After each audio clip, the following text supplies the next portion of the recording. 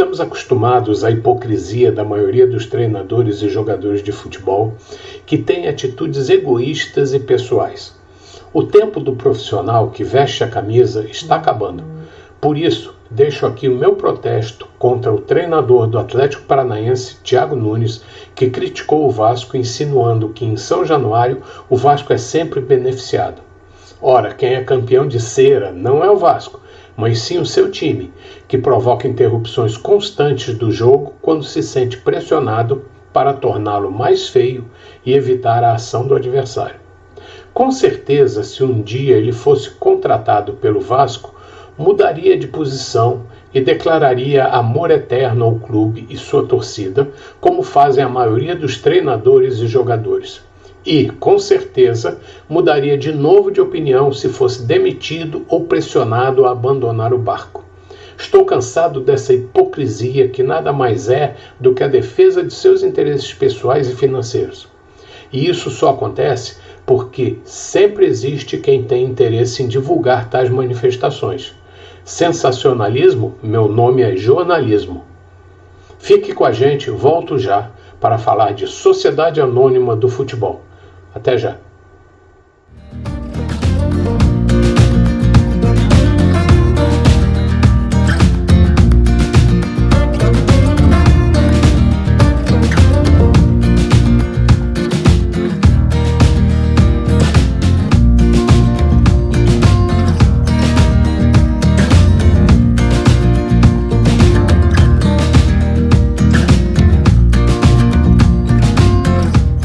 No Brasil e no mundo, existem dois tipos de política. A que é executada pelos agentes políticos que respeitam os princípios básicos da boa política, do grego polis, público, e tikos, bem comum, e a dos que deturparam o termo que os gregos prezavam e respeitavam.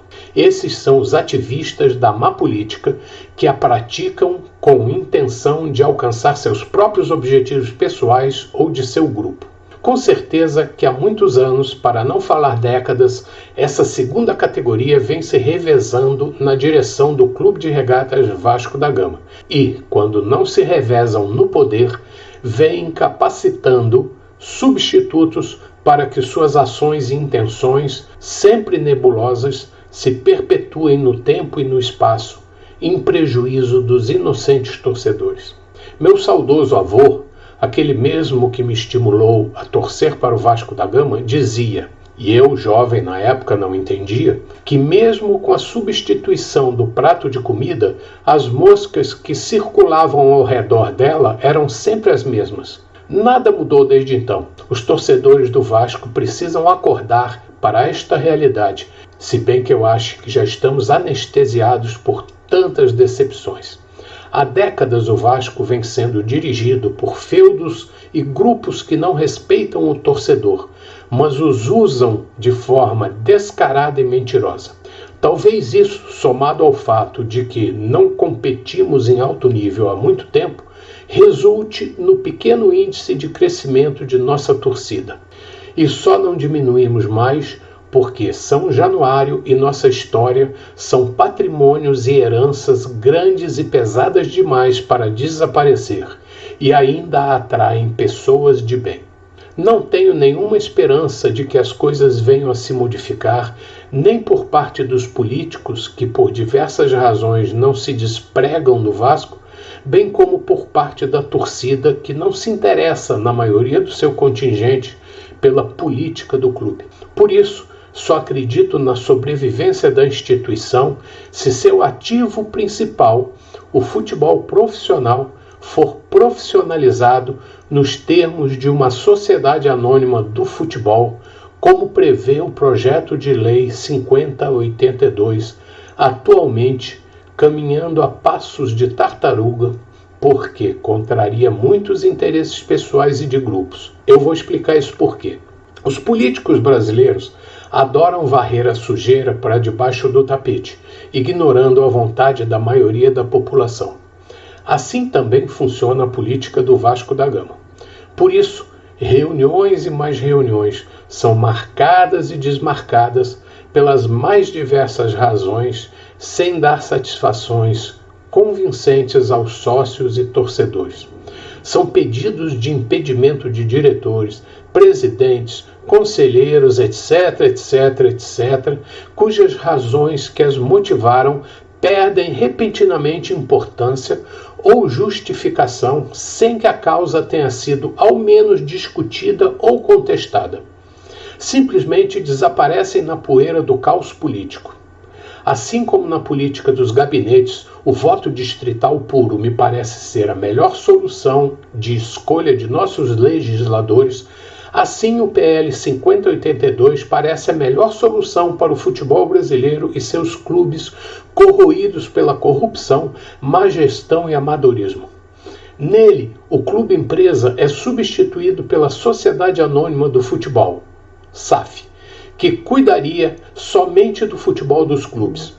O resto da agremiação, seja na parte social ou de esportes amadores e outros esportes profissionais, a administração ficaria com os dirigentes escolhidos pelos sócios. Pode parecer difícil de entender, mas eu vou explicar de forma simples. Digamos que um investidor ou grupo de pessoas, sejam eles pessoa física ou jurídica, resolvam criar uma sociedade anônima para administrar ou gerir o futebol profissional de um clube já existente. Ele poderá fazê-lo na forma da lei que regula especificamente este segmento. No caso do Vasco, o futebol profissional seria gerenciado por uma sociedade anônima com ações negociadas nas bolsas de valores, usando e pagando por isso as instalações específicas do clube. Lógico que é um negócio complexo, mas com certeza nenhum torcedor do bem seria contrário a isso se a administração fosse idônea e profissional, o que eu acho plausível, porque ninguém com boa intenção colocaria seu dinheiro ou reputação num negócio para perder. Ninguém deixaria de torcer para o Vasco por isso, principalmente o torcedor não sócio, que é a maioria, e que só quer ver seu time ganhar projeção e ganhar títulos.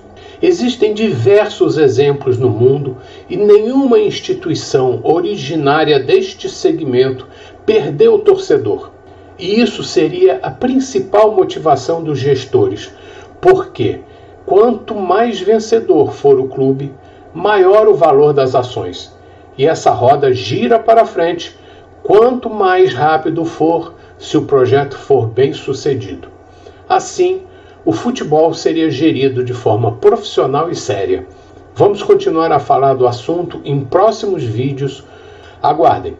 Bom dia, boa tarde, boa noite, torcedor e sócio do Clube de Regatas Vasco da Gama. Até mais.